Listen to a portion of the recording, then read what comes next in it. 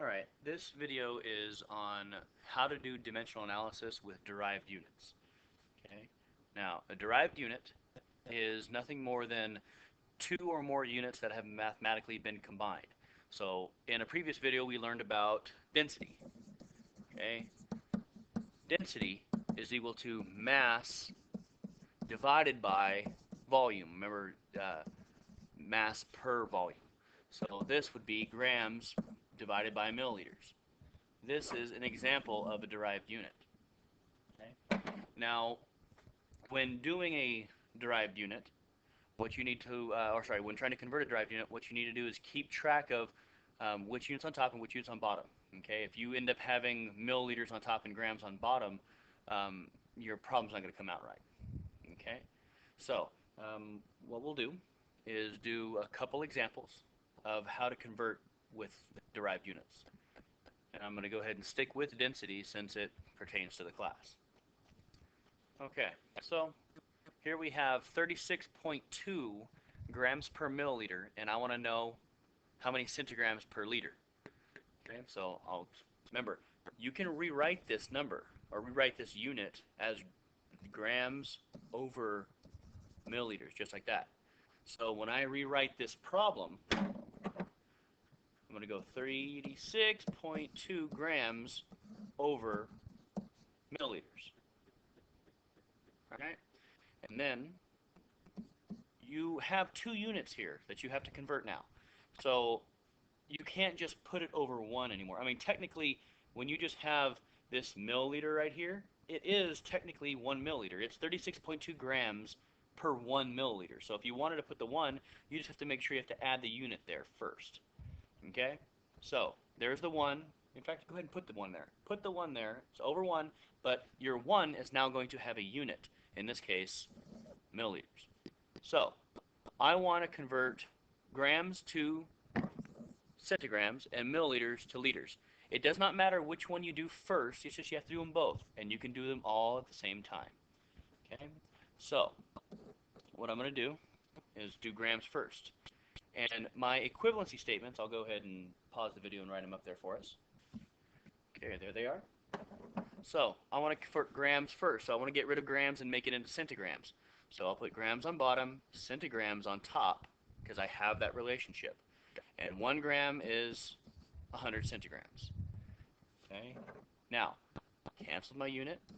I'm where I want to be for one of my units. Now I need to do the other one. Okay, because if you notice, according to this, where is my centigrams? It's on top. And if you look at my answer, my centigrams, if I wrote it like this, is on top.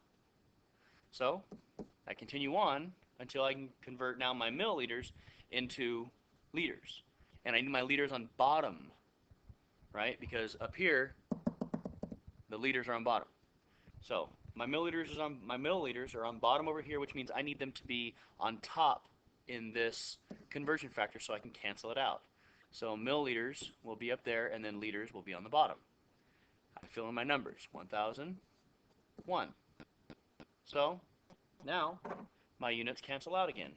Milliliter, milliliter. I'm left with centigrams over liters.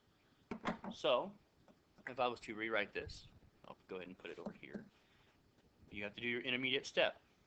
3.2 times 100 times, forgot something. 100 centigrams, because I did not cancel that unit out, times 1,000 divided by 1 times 1 times 1 liter. So now I have centigrams and liters. Centigrams over liters, just like in the problem like I have right here. Okay, just like that. Centigrams over liters. I do my math. I'm going to end up with 3.62 E, what do we got? 6 centigrams per liter. If you want to write it out in standard notation, it would be 362,000 centigrams per liter.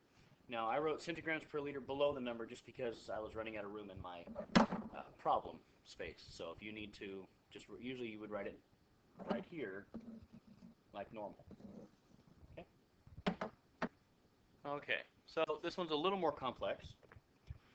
We're going to go ahead and first take what we have, 60 point, so that means there's 2 sig figs, miles per hour, per 1 hour exactly. Okay, from there, I need to have my conversion units. So, like I said, I'll go ahead and pause the video. I'll write them on the side. Okay, there we go.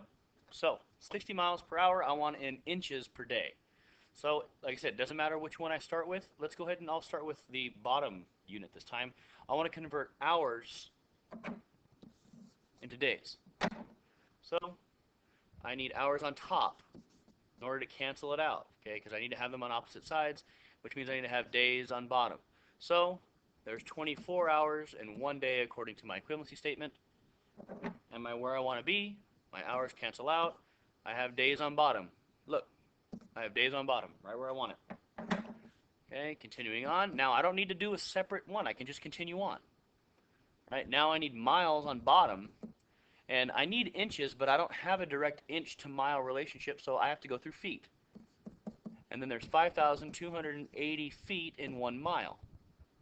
I'm not where I want to be yet because I need to be in inches. But luckily, I know how many inches are in a foot.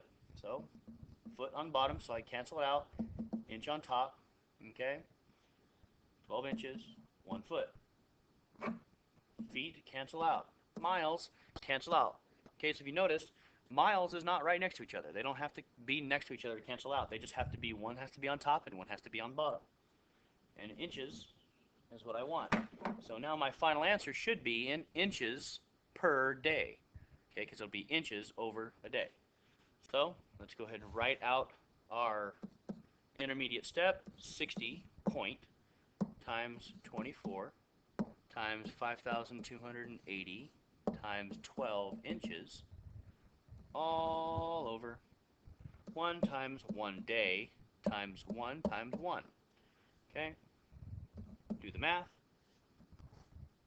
Okay, and I'll get some ridiculously large number, which you'd expect. If you're going 60 miles in an hour, you're going to be going a lot of inches in 24 of those hours. Okay, so 9238400. Okay, I need 2 sig figs, right? 2 sig figs. There they are. Which means my 2 sig figs here are going to be here and here. And then I need to look at this next number to see if I get a round, and I don't. So my answer is going to be 91. Okay, and then wherever these number, like I said, this is this number through this number, which even though those were already zeros, are now zeros, and I have 1, 2, 3, 1, 2, 3, 4, 5, 6. 1, 2, 3, 4, 5, 6 zeros, or I can write it as 9.1 times 10 to the 7. In both cases, my unit, inches per day. All right? So, you have any other questions? Okay, or you want to do more problems? Well, you're going to be doing plenty of these problems. I do have one for you to chew on, though. Okay, so go ahead and find some space in your notes. I want you to attempt this problem, and we'll go over it in class. Okay, the mass of an object is 12.6 grams, and the volume is 30.06 or 16 milliliters. What is the density of the object in milligrams per liter? Okay, so my first hint for you is the fact that the units that you're given in your mass and for your volume are not the same for your answer that I'm wanting. Okay, I don't want grams per milliliter. Okay, I don't want grams per milliliter. I want milligrams per liter. So you're going to have to do not only the mathematical relationship between mass and solving for density. You not only have to solve for density, but you have to make sure that it's converted into the proper unit. Okay? So good luck, and we'll go over the answers in class.